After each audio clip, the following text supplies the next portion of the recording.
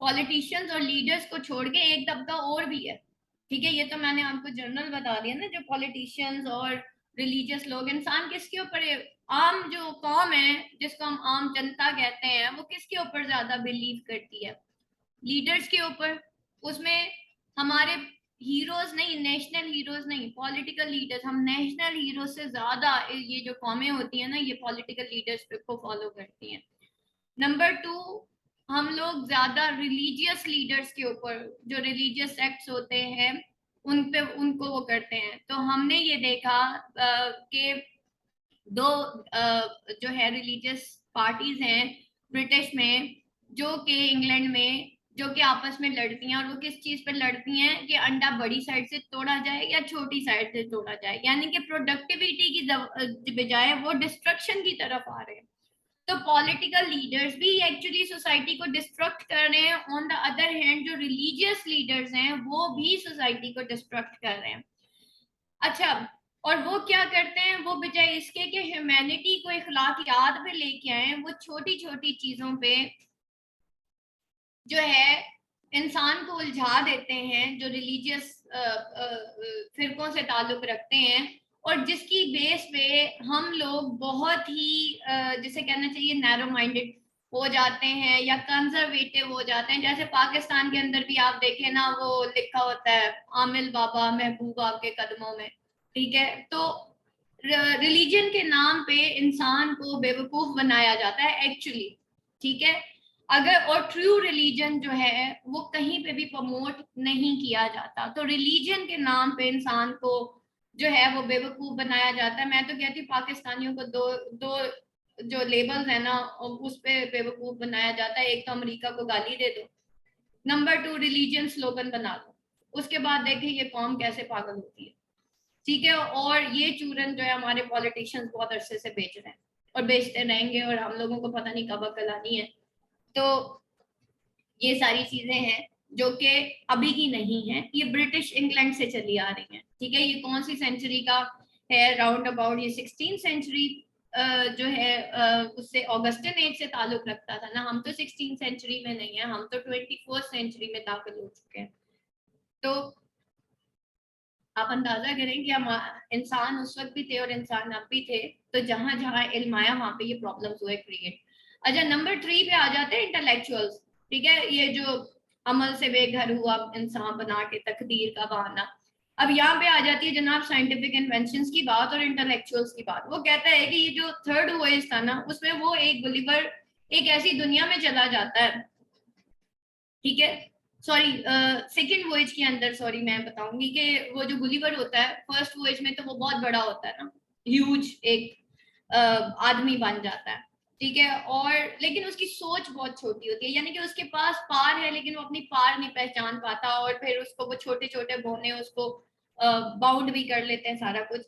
लेकिन second voyage के अंदर वो खुद बोना होता है और एक बादशाह के पास वो जाता है और उसको बताता है, देखो हम बड़े धड़ल्ले से वो बताते हैं, देखो हम गन पाउडर्स बनाते हैं और हम दुनिया पे ताकि राज कर सके और ये सारा कुछ। बट बादशाह उसका मजाक उड़ाता है, कहता है you are the most pernicious woman ever crawling in this earth, ठीक है। तुम इतने घटिया किस्म की परनिशियस वुमन, वर्न किसे कहते हैं? रेंगने वाला कीड़ा, ठीक है। एक तुमने गन पाउडर बनाया वजह इसकी कि तुम अपने मुल्क की हिफाजत करो, तुम पूरी दुनिया को डिस्ट्रॉय करने के चक्कर में।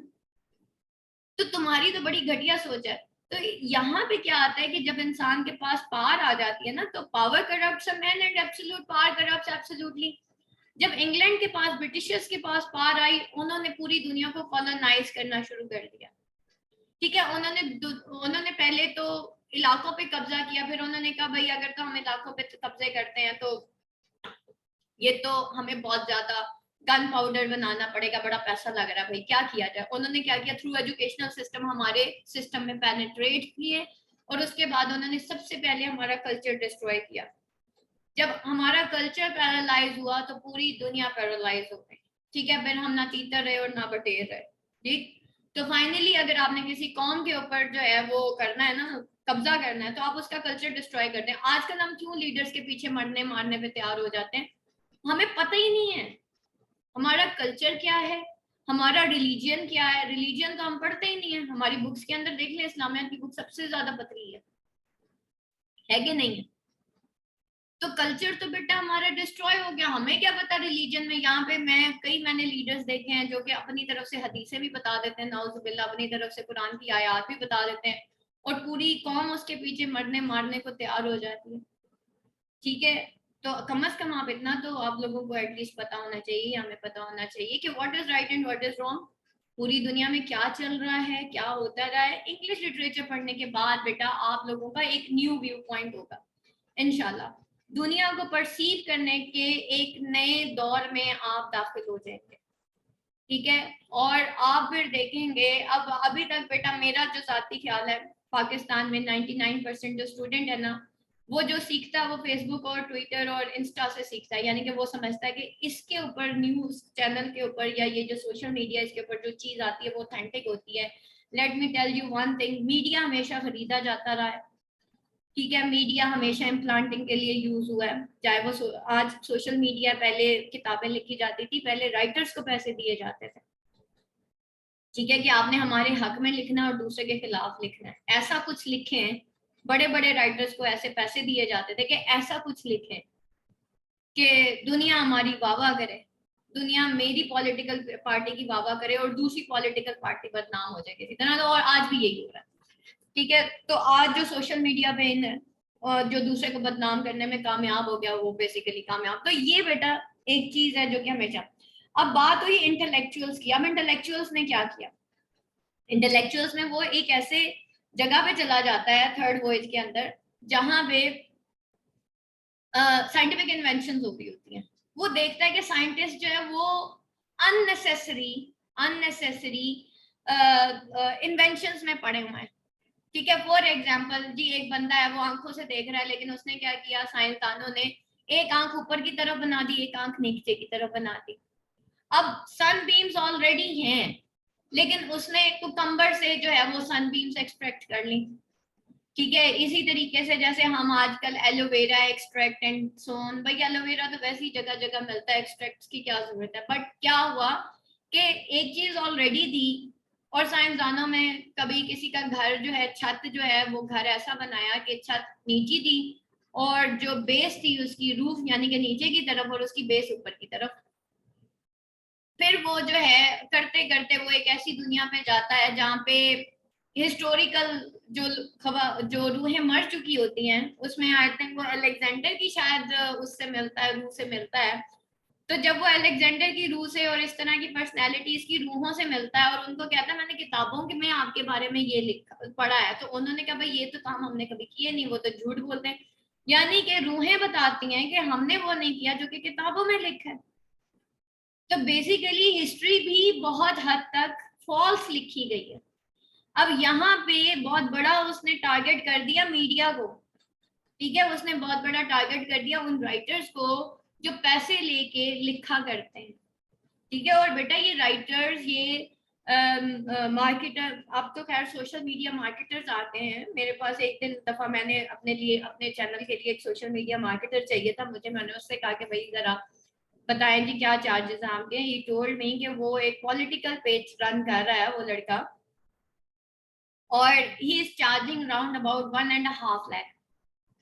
ठीक है, और वो किसी एमपी एमएलए का कर रहा था। तो बहरहाल मतलब इतना लोग पैसा लगाते हैं सिर्फ झूठ को प्रमोट करने के लिए, गलत किस्म की मीम्स बनाने के लिए, एक दूसरे का मजाक उड़ाने के लिए। और इस वक्त पाकिस्तान में अरबों पैसा जो है सैलाब जदगान से ज्यादा जो है मीडिया इम्प्लांटेशन पे खर्च हो रहा है, नहीं तो पाकिस्तान तो कहाँ का कहाँ पहुंच चुका होता। तो दैट इज बेसिकली थिंग जो कि हर जगह पे है। ठीक है, हर जगह पे है, चाहे वो अब आप वेस्ट में चले जाएं या ईस्ट में चले जाएं। अच्छा जी, उसके बाद जो है लास्ट वॉयज में अब हम चलते हैं कि लास्ट वॉयज में फिर क्या हुआ। ठीक है, ये अब हमने इंटेलेक्चुअल्स की दुनिया भी देख ली, हमने हिस्ट्री की दुनिया भी देख ली, हमने बादशाहों की दुनिया भी देख ली, हमने पॉलिटिकल पार्टीज की दुनिया भी देख ली, हमने रिलीजियस पार्टीज की दुनिया भी देख ली। अब आखिरी में क्या होता है कि अब वो इंसानों की तो वो पूरी दुनिया देख चुका होता है फर्स्ट 3 वॉयजेस में, तो लास्ट वॉयज में क्या होता है, वो घोड़ों की दुनिया में चला जाता है। ठीक है, और उसको वो हॉर्नम्स कहता है कि जी वो हॉर्नम्स में की दुनिया में चला जाता है। अब हॉर्नम्स में क्या होता है कि वो ये देखता है कि घोड़ों के अंदर वो क्वालिटीज हैं, घोड़े इतने रैशनल हैं, वो इतने प्रोडक्टिव हैं। जैसे मैं आप लोगों को कहती हूँ बेटा बी आर प्रोडक्टिव मुस्लिम। मेरा बड़ा एक शौक था कि मैं कभी जिंदगी में ना मैं ग्लोबल इन्फ्लुएंसर बनूं। एट दिस टाइम मैंने ऐसे ही चेक किया तो मेरा नाम ग्लोबल इन्फ्लुएंसर्स की लिस्ट में आ गया, ठीक है। और मैं दुनिया को ये बताना चाहती थी कि we are the productive Pakistani, we are the productive Muslims, ठीक है। अच्छा वो घोड़े जो थे वो इतने इंटेलेक्चुअल थे, इतने इंटेलेक्चुअल थे। देखिए उसके अंदर वो एक रेशनल वर्ल्ड के अंदर चला जाता है। रेशनल जो है वो इंटेलेक्चुअल वर्ल्ड को कहते हैं, जहां पे आप अकल की बेस पे फैसले करते हैं, वो इमोशंस नहीं होते। Rational is opposite to emotions, ठीक है। अब वो इमोशन से खाली थे घोड़े, ठीक है, लेकिन वो रेशनल बहुत ज्यादा थे, ठीक। अब वो जो इंटेलेक्चुअल थे तो इंटेलेक्ट की बेस पे उनके अंदर इमोशंस खत्म हो गए, like hatred, no love, no sentiment. अब वहां पे जाके गुलिवर ने ये देखा कि अगर हमारे अंदर से इमोशंस निकाल दिए जाएं तो हमारे अंदर से सारी बुराइयां खत्म हो जाएगी, ठीक है। For example like and dislike. अब वो राइट एंड रॉन्ग वाले इमोशंस तो थे उनके अंदर, ठीक है, राइट एंड रॉन्ग का इंटेलेक्ट इसको हम कह सकते हैं, लेकिन उनके अंदर लाइक एंड मतलब वो वाला नहीं था कि जी मुझे ये चीज अच्छी लग रही है तो मैं पूरी की पूरी ले लूं। लेकिन वहां पे उसने एक और जानवर दिखाया जो कि इंसानों की तरह का था, जिसको उसने याहूस का नाम दिया। अच्छा याहूस जो थे वो फुल ऑफ इमोशंस थे, उनके अंदर मोहब्बत भी बहुत थी, उनके अंदर नफरत भी बड़ी थी, उनके अंदर जो है ना बस लस्ट भी बहुत थी, ठीक है। और उन याहूस को जो है उन हॉर्नम्स ने, उन घोड़ों ने ना बांध के रखा हुआ था। उनका ये कहना था अगर हमने इनको छोड़ दिया ना तो ये जो है ना तबाही मचा देंगे हमारे मुल्क में, ठीक है। तो उसने दो का आपस में क्लैश कर दिया, दो तरह की के लोगों का या दो तरह की मेंटालिटी का एक कंट्रास्ट दिखाया कि भाई एक तरफ याहूज हैं और एक तरफ हॉर्नम्स हैं। याहूज फुल ऑफ इमोशंस हैं, हॉर्नम्स जो हैं वो फुल ऑफ इंटेलेक्ट है, ठीक है। लेकिन उसने फिर दोनों के प्रोज एंड कॉन्स दिखाए। उसने कहा कि वो जो याहूस थे ना, मतलब सॉरी हॉर्नम्स थे, वो जी बच्चे मतलब थोड़े पैदा करते थे या उनका जो भी था बड़ा, उनके रूल्स एंड रेगुलेशंस के बड़े पाबंद थे, सारा कुछ था, बट वो इमोशन से खाली थे, ठीक है। लेकिन जो इमोशन से भरे हुए थे वो तो बहुत बुरे थे। तो उसने कहा कि अगर इंसान के अंदर से इमोशंस निकाल दिए जाए वो नेक हो जाएगा। और यहाँ पे एक्चुअली उसने यूटोपियन लैंड जो कि हम यूटोपिया एक लैंड पढ़ते हैं जो कि प्लाटो की यूटोपियन लैंड थी। प्लाटो ने कहा था कि अगर दुनिया के अंदर से लॉयर्स और ये डॉक्टर्स और ये इस तरह के जितने भी प्रोफेशंस हैं, इवन पोइट्स, उनको भी निकाल दिया जाए तो दुनिया के अंदर से सारे इवल। तो उसने एक ऐसी जो है वो क्रिएट की, ऐसी वर्ड क्रिएट की कि जो कि परफेक्ट वर्ड थी। तो फोर्थ वॉयज जो है वो उस परफेक्ट वर्ड के ऊपर एक मोग यूटोपिया था। मोग मीन कि उसका मजाक उड़ाना। बेटा अभी मैं मिसएंथ्रोप नहीं बता रही, मैं एक जनरल एक आपको वो दे रही हूँ, एक एजम्पशन दे रही हूँ कि गलिवर्स ट्रेवल्स के अंदर बेसिक पॉइंट्स क्या हैं। तो वो जो उसने जो लास्ट वॉइस के अंदर जो है याहूस का जो बताया, तो उसने यही बताया कि भाई उसके अंदर इमोशंस नहीं है। पता नहीं अब मैं बात क्या कह रही थी, बहरहाल। तो कहाँ पे छोड़ी थी बात? अ, हाँ मैं आपको मोक यूटोपिया के बारे में, बेटा मोक यूटोपिया एक्चुअली कहते हैं यूटोपियन का ऑपोजिट। तो उसने बताया कि भाई मोक का मतलब ये है कि उसने यूटोपियन लैंड का मजाक उड़ाया, उस आइडियल वर्ल्ड का मजाक उड़ाया कि अगर तो सिर्फ इंटेलेक्चुअल्स हो जाएं और ईगल खत्म कर दिया जाए तो दुनिया ऐसी हो जाएगी जैसे हॉर्नम्स की थी, बिल्कुल डल, ठीक है। इमोशंस निकाल दिए जाएं तो इंसान डल हो जाएगा। फोर्थ जो वॉइस था इसकी बेस पे स्विफ्ट के ऊपर ये चार्ज लगा कि वो मिसएंथ्रोप है। Actually he was not misanthrope. उसने तो ये बताया था कि भाई अगर हम ये दो दुनिया के मतलब दो ही दुनिया हो गई ना, एक इमोशंस की हो गई और एक इंटेलेक्ट की हो गई। इमोशंस जो का ताल्लुक बेटा हमारे दिल से होता है, इंटेलेक्ट का ताल्लुक हमारे दिमाग से होता है। ठीक है, ये जो सामने जो चीज हमें नजर आ रही है ना, ये अक्ल से इसका ताल्लुक होता है, और जो चीज नहीं नजर आती उसका ताल्लुक हमारे इमेजिनेशन से होता है, हमारे इमोशन से होता है। जन्नत नहीं नजर आती ना, वो हमारा फेथ है। ठीक है, अल्लाह नहीं नजर आता, हमारा फेथ है, सिंपल। तो जो चीज नजर नहीं आती वो हम एक्चुअली फेथ के ऊपर हम लगे हुए होते हैं ना, काम कर रहे होते हैं। सक्सेस फेलियर का नहीं पता ना, लेकिन हम उसके लिए स्ट्रगल कर रहे हैं ना। ठीक है, तो दैट इज बेसिकली जो चीज नजर आती है बेटा वो अकल मानती है। पैसा नजर आता है, इंसान पैसे के पीछे भागता है। दौलत नजर आती है, इंसान दौलत के पीछे भागता है। डिग्री नजर आती है, वो डिग्री के पीछे नजर आता है। अल्लाह नहीं नजर आता ना, हम अल्लाह के पीछे नहीं भागते। ठीक है, हमें नहीं लगता कि हमें कुरान पढ़ने के बाद कोई प्रॉफिट मिलेगा। हमें क्या लगता है, डिग्री मिलने के बाद प्रॉफिट मिलेगा। लेकिन मैं आज आपको ये बता दूं, मेरी इतनी जिंदगी गुजर गई बेटा, ये सारे इल्म फनून है। असल इल्म अल इल्म ही है। जिस दिन वो आपकी जिंदगी में आ गया, आपकी जिंदगी बदल जाएगी। इसलिए मैंने अपने बच्चों को बचपन से ही कुरान पढ़ाया और उसके कॉन्सेप्ट्स उनको क्लियर करवाए, क्योंकि मुझे पता है, मुझे इस चीज का आइडिया है कि डिग्री आने के बाद भी अगर ये इल्म मेरे पास ना होता तो मैं शायद पागल हो चुकी होती।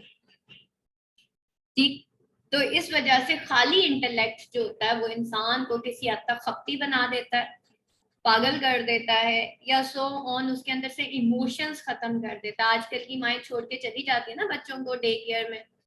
पहले की माएँ होती थी गोद से भी नहीं उतारती थी, और माँ की गोद ही पहली दरसगाह होती है बच्चे की। लेकिन आजकल के बच्चों की पहली दरसगाह क्या क्या है, वो मोबाइल्स हैं, वो कार्टून मूवीज हैं। ठीक है, माँ माँ गोद में बिठा के बच्चों को स्टोरी सुनाती थी ना, लोरियां सुनाती थी। आजकल तो माएँ मोबाइल दे देती हैं, क्योंकि माओ के करियर इस वक्त मोस्ट इम्पोर्टेंट हो गए हैं देन उनकी औलादों के। अब आप बताएं कि हम फिर कौन सी जिंदगी गुजारे, हम तो फिर वही घोड़ों वाली जिंदगी गुजार रहे हैं ना, कि इमोशंस तो फिर हमारे खत्म हो गए। तो फिर आगे जनरेशन हमारी जो पैदा हो रही है ना, इस वक्त जो नेक्स्ट जनरेशन आ रही है, वो बेटा इमोशनलेस होगी। रीजन, माँ से उसने इमोशंस लेने होते हैं। बच्चे ने, जब बच्चा पैदा होता है वो इमोशनलेस होता है, माँ उसको मोबाइल के आगे बिठा दे, सारे इमोशंस वहां से कैरी कर रहा है। वो आपका इंसान का बच्चा नहीं बनेगा, वो कार्टून का बच्चा बन जाएगा। ठीक है, तो ये है सारा जो कि इस वक्त। और फिर एट द एंड माए कहती है हमारे तो बच्चे कंट्रोल ही नहीं होते। भाई आपने उसको वो वाले इमोशंस दिए हैं, वो बेचारा कंट्रोल हो, कसूर उसका नहीं है, कसूर माँ का होता है। ठीक है, तो ये सारी चीजें जो उसने दो एक दिखाया कि हम इंटेलेक्ट के पीछे इस हद तक भाग रहे हैं, हम अपनी वर्ल्ड को आइडियल बनाने के पीछे इस हद तक चले गए हैं कि हम इमोशन से खाली हो गए। एक्चुअली स्विफ्ट ने ये मैसेज देने की कोशिश की थी, लेकिन हुआ ये कि उसकी कॉन्टेम्पोरेरी सोसाइटी में उसको मिसएंथ्रोप का लेबल दे दिया गया, जोनाथन स्विफ्ट। और मिसएंथ्रोप का मतलब होता है हेटर ऑफ ह्यूमन काइंड। ठीक है, एक ऐसा इंसान जो कि ह्यूमन काइंड से, ह्यूमैनिटी से नफरत करता है। ठीक है, तो हालांकि ही वॉज अ फिलैंथ्रोप, वो ये चाह रहा था कि भाई,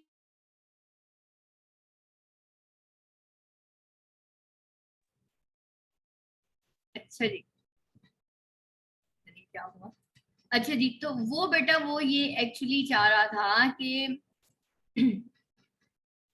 वो दुनिया को ये बताए कि भाई विदाउट इमोशंस तो आप कुछ नहीं कर सकते। ठीक है, और विदाउट इंटेलेक्ट भी आप कुछ नहीं कर सकते। तो इंसान तो कॉम्बिनेशन है दो चीजों का भाई। दोनों चीजें अगर बैलेंस्ड होंगी तो हम आगे चल सकेंगे, दोनों चीजें अगर बैलेंस नहीं होंगी तो हम आगे नहीं चल सकेंगे। लेकिन वो क्या है कि हमारे मुआशरे में यही होता है ना, हम किसी को ऊपर जाते हुए, किसी को अच्छा काम करते हुए नहीं थे। बेचारे जॉनथन स्विफ्ट के ऊपर भी यही वो लग गया कि जी, चार्ज के ये कोई मिसएंथ्रोप है। ठीक है, तो actually he was not a misanthrope, he was a philanthrope. ठीक है, वो सोसाइटी के लिए काम करना चाहता था, इसी वजह से वो कहता था to vex the world rather than divert it. ठीक है, वेक्स द वर्ल्ड का मतलब है आप उसके अंदर नेकी प्रमोट करते हैं ना, बजाय इसके कि आप उसको डाइवर्जन में लगा दें। डाइवर्ट करना और उसके बाद एक रेवोल्यूशन लेके आना, that is really very difficult thing. अगर मैं आज अपनी कौम को ये बताऊं बेटा दरवाजे के आगे गन नहीं फेंकना, गाड़ी में तुम बैठे हो बाहर कूड़ा नहीं फेंको, तो बजाय इसके कि मैं उसको कहूँ यार पहले तुम सारे ऊपर के सारों को कत्ल कर दो, उसके बाद एक नया पाकिस्तान बना लो, ठीक है। हम फ्रेंच रेवोल्यूशन को फॉलो करते हैं ना, उससे पहले नबी पाक सल्लल्लाहु अलैहि वसल्लम ने क्या किया था 11 साल, रियासत मदीना, खामोशी का नाम था ना रियासत मदीना, 11 साल की खामोशी का नाम था, ठीक है। नबी पाक सल्लल्लाहु अलैहि वसल्लम ने बड़े वो किए थे, मुआहदे किए थे नॉन मुस्लिम्स के साथ, ठीक है। और फिर एक स्ट्रॉन्ग रियासत बनाई थी, बड़ी खामोशी के साथ बनाई थी, और 11 साल माफी माफी माफी माफी माफी माफी, सिर्फ इसलिए कि रियासत स्ट्रॉन्ग हो जाए। लेकिन उसके बाद फ्रेंच रेवोल्यूशन आया। फ्रेंच रेवोल्यूशन को अंग्रेज ये कहता है कि जी दौरे जहालत का खात्मा हुआ और एक नई दुनिया शुरू हुई, और यही हमें पढ़ाया गया। इस वजह से हम बात जो है वो सॉरी टू से इस्लाम की करते हैं, और अंदर से ये मानते हैं कि फ्रेंच रेवोल्यूशन जिसके अंदर सारे बादशाहों को मलिकाओं को और एक ब्लड शेड हुआ था, शायद उसी के बाद रेवोल्यूशन आता है, ठीक है। And we are following that blood shed और दैट कत्ल गारत एंड सो ऑन। इस वजह से हम अपनी सड़कों के ऊपर जो है वो सारा कुछ ही कर देते हैं और पाकिस्तान की तबाही फेर देते हैं। एक रेवोल्यूशन आने से एक जो मुल्क होता है वो कई सदियां पीछे चला जाता है, अगर ब्लड शेड वाला रेवोल्यूशन आया तो, ठीक है। ये चीजें हमें बात समझ नहीं आती। तो बात हम इस्लाम की करते हैं, फॉलो हम फ्रेंच रेवोल्यूशन को करते हैं, ठीक है। तो या तो बात वही है कि या तो आपके अंदर इतना इंटेलेक्ट हो कि आप प्रॉपर इल्म हासिल करें देन उसको अप्लाई करें, नहीं तो अंधी तकलीद में तो इंसान कहीं पे भी जा सकता है। तो इंटेलेक्चुअल्स एक्चुअली एक अंधी तकलीद में पड़े हुए हैं और वो अपनी लाइफ को परफेक्ट बनाने के चक्कर में उल्टा वो पीछे डिस्ट्रक्शन की तरफ जा रहे हैं। और जो इमोशनल तबका है एक्चुअली वो इतना इमोशनल है कि उसको को जाके जरा सड़क पे जाके 2-4 फायर कर आओ, जंगलात जला दो, तो वो बेचारे वो भी कर लेते हैं। तो actually there are the two extremes. एक इंटेलेक्चुअल्स हैं जो कि बेचारी आम आवाम को वो दबा के पागल बना रहे हैं, वो दबा के पागल बना रहे हैं जिसकी कोई याद नहीं, ठीक है। तो जिसमें जो है बाज़ औक़ात कुछ ऐसे मोटिवेशनल स्पीकर्स भी आए हुए हैं जिनकी शायद वो खुद उनकी अमली जिंदगी शायद उस तरह की ना हो जिस तरह की वो बातें करते हैं। तो क्या है कि वो फिर इंटेलेक्चुअल्स या लीडर्स या ये रिलीजियस जो फिरके हैं वो इस तरह से आम आवाम को पागल बनाते हैं कि वो बेचारे इतने इमोशनल हो जाते हैं कि वो बड़ा बड़ा नुकसान करते हैं अपना भी और औरों का भी। तो that is basically the thing कि वो कहता था कि विक्स कर दें ना वर्ल्ड को, उनको नेकी प्रमोट करें ना, बजाय इसके कि हम उसको कहें यार तुम फलाने को जाके कत्ल कराओ, फलाने को यूं कर दो या टपकाने को। तो वायलेंस पैदा करने से कहीं बेहतर है कि नेकी फैला दी जाए, है कि नहीं है। तुम नेकी का हुक्म दो और बुराई से मना करो। जब आप नेकी प्रमोट करोगे तो ऑब्वियसली मेरे घर से शुरू होगी, चैरिटी बिगिंस एट होम, ठीक है। और फिर हमारी ये पूरी दुनिया वैक्स हो जाएगी, नीट हो जाएगी। तो वो कहता था to vex the world rather than divert it. So अगर तो हम उसकी इस स्टेटमेंट को देखें कि उसने वैक्स की बात की, डाइवर्जन की बात नहीं की, ठीक है। तो दैट इज अ थिंग कि जिससे पता चलता है कि वो फिलैंथ्रोप था, वो मिसैंथ्रोप नहीं था, ठीक है। वो दुनिया को अगर उसने, ठीक है, उसने बिटर सटायर की थी, उसने कहा कि घोड़े बेहतर हैं, but it was a mock utopia. उसने घोड़ों की दुनिया को कोई आइडियलाइज नहीं किया था। हाँ, अब यहाँ पे एक चीज आती है कि who was misanthrope, rather that was Jonathan Swift। Jonathan Swift जो है वो मिसैंथ्रोप था या फिर गलिवर मिसैंथ्रोप था। Actually Gulliver was misanthrope. कहानी के अंदर दो नैरेटिव हैं। नैरेटिव किसे कहते हैं? कहानी सुनाने वाले। एक जोनाथन स्विफ्ट खुद था, एक जो है गलिवर था। अच्छा, गलिवर जब चौथे वॉयज से, फोर्थ वॉयज से वापस घर की तरफ जाता है ना, तो वो टोटली जो है ना कंफ्यूज स्टेट ऑफ माइंड में आ जाता है और उसको इंसानों से नफरत हो जाती है। रीजन, वो इंसानों में इतनी बुराइयां देख चुका होता है। तो actually Gulliver is the mouth piece of Jonathan Swift, और थ्रू गलिवर का जो जिसे कहना चाहिए ना, हम दूसरे की आंख से देख रहे हैं। ठीक है, हम पॉलिटिकल पार्टीज को क्यों फॉलो करते हैं? या तो हम नवाज शरीफ की आंख से देखेंगे पाकिस्तान को, या हम इमरान खान की आंख से देखेंगे। हमारा अपना कोई दिमाग नहीं है। ठीक है, वो जो कहेंगे वही ठीक होंगे। ये क्या आसमान से उतरी मखलूक है? ठीक है, कोई खास मखलूक है जिनके दिमाग स्पेशल किस्म के हैं। ठीक है, तो एक्चुअली इसी तरीके से हमारा जो है वो जो है ये एक लेंस जो है, उसने भी अपना एक लेंस किसके थ्रू किया? गलीवर के थ्रू किया। गलीवर ने इंसानों से नफरत शुरू कर दी। तो हम गलीवर को तो कहेंगे कि he was a misanthrope, but अगर हम जोनाथन स्विफ्ट की बात करें तो Jonathan Swift was not a misanthrope.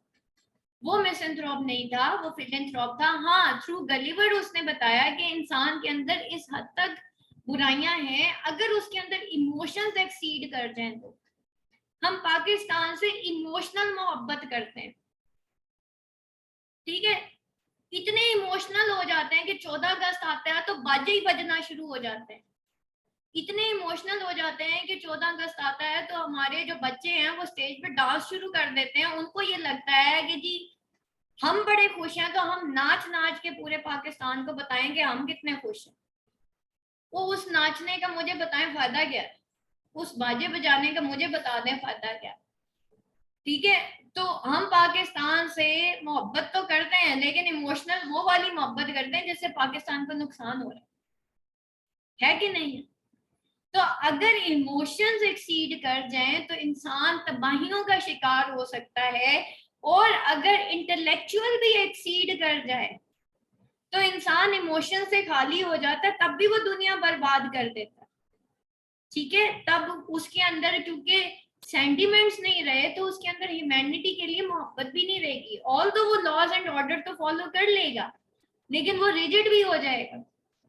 तो बेटा इंसान जो है, एक्चुअली उसने फोर्थ वॉइस में बताया कि अगर तो इंसान कॉम्बिनेशन है बैलेंस्ड इमोशंस का और बैलेंस्ड इंटेलेक्चुअल का। ठीक है, अकल भी जरूरी है और इमोशंस भी जरूरी हैं और सेंटिमेंट्स भी जरूरी हैं। अगर मेरे अंदर इमोशंस नहीं होंगे, मैं अपने बच्चे को कैसे हग करूंगी? ठीक है, मैं उसको कैसे अपने सीने से लगा के रखूंगी? ऐसे ही है ना, मेरे अंदर इमोशंस नहीं है, मैं अपने स्टूडेंट्स को कैसे पढ़ाऊंगी भाई? बहुत सारी चीजों में मोहब्बत बड़ी जरूरी होती है भाई। अगर मुझे अपने स्टूडेंट से मोहब्बत होगी, मैं उनको एक्स्ट्रा टाइम भी दे दूंगी। लेकिन अगर मैं कहूँ कि नहीं यार, एक ही घंटा और मैंने इतना ही देना है क्योंकि मेरा स्टूडेंट इतना ही पैसे दे रहा है, फिर मैं इंटेलेक्चुअल हूँ? फिर तो मैं इमोशनल हुई नहीं। तो लेकिन मुझे पता है कि यार मेरा ये स्टूडेंट है, मुझे पता है अगर मैं इस बच्चे को एक्स्ट्रा टाइम देती हूँ या मैं अपनी क्लास को एक्स्ट्रा टाइम देती हूँ तो ऑब्वियसली मुझे फायदा है। मेरा बच्चा आगे जाएगा, मेरा स्टूडेंट आगे जाएगा, पाकिस्तान को फायदा होगा, नेशन को फायदा होगा, पूरी ह्यूमैनिटी को फायदा होगा, एक अच्छी चीज प्रमोट होगी। तो इट मीन्स कि हमारे अंदर इंटेलेक्चुअल और इमोशंस दोनों होना बहुत जरूरी है। इन दोनों में से एक भी लैक करे तो इंसान कंप्लीट नहीं होता। ये उसने फोर्थ वॉइस में बताया था। आप लोगों के जो क्वेश्चंस आते हैं ना यूनिवर्सिटी ऑफ सरगोदा के और पंजाब के पास पेपर की, आज मैंने एक लिस्ट शेयर की है, उसको बेटा आपने देखना है एक दफा, ताकि आपको पता चले कि कितने जावियों से एक एक सवाल आता है आपका। ठीक है, तो आज मैंने एक जनरल गो थ्रू किया क्योंकि मैं आपसे अभी ओरल टेस्ट ले रही थी और मुझे अंदाजा हुआ कि बच्चों ने सही तरीके से समरी पढ़ी नहीं। इस समरी को और जो स्टार्टिंग के लेक्चर्स होते हैं बेटा, जो मैं स्लाइड से पढ़ाती हूँ ना, उनको गौर से सुना करें। ठीक है, ऐसे ऐसे सवाल आते हैं, वो पता नहीं कहाँ से टांग और सर पकड़ के और वो आपको क्वेश्चन दे देंगे, फिर आप नहीं कर सकेंगे। अगर तो आप ये बैठे हैं, अक्सर स्टूडेंट मेरे मुझे कह रहे थे मैम करंट नोट से कर लें, मैम अपने नोट्स दे दें, मैम फलाने। मेरे लिए प्रॉब्लम नहीं है, मेरे पास बहुत नोट्स है, लेकिन बात है कॉन्सेप्ट्स की। आपका कॉन्सेप्ट ही क्लियर नहीं है, क्वेश्चन आ गया, आप कैसे सॉल्व करोगे? तो आप लोगों को एक कंप्लीट जाविये से एक पढ़ाया जाता है, क्योंकि obviously that is not possible for anyone कि आप वो हर हर क्वेश्चन को देखें। लेकिन हाँ, हम पास्ट पेपर्स डिस्कशन करते हैं, जब आपका ये एंड हो जाएगा ना, चैप्टर एंड होगा, तो हम पास्ट पेपर डिस्कशन करेंगे, उसमें मजीद हम क्लियर करेंगे। और उसमें बेटा आपने जो है वो पॉइंट्स बनाने हैं। अच्छा मैम, बैलेंस लाइफ स्विफ्ट का ओपिनियन था, यस इट वाज, ठीक है, हम लोगों ने समझा नहीं एक्चुअली। मैम मिसएंथ्रोप का मीनिंग वन वर्ड, मिसएंथ्रोप का मीनिंग बेटा ये है कि ह्यूमैनिटी से नफरत करने वाला, इंसानों से नफरत करने वाला। अब यहाँ पे बेटा जॉनथन स्विफ्ट किसी को नहीं समझ आया गलिवर्स ट्रैवल्स या जॉनथन स्विफ्ट का परसेप्शन, तो आप मेरे से पूछ सकते हैं। Any question class? हाँ जी, एनी क्वेश्चन?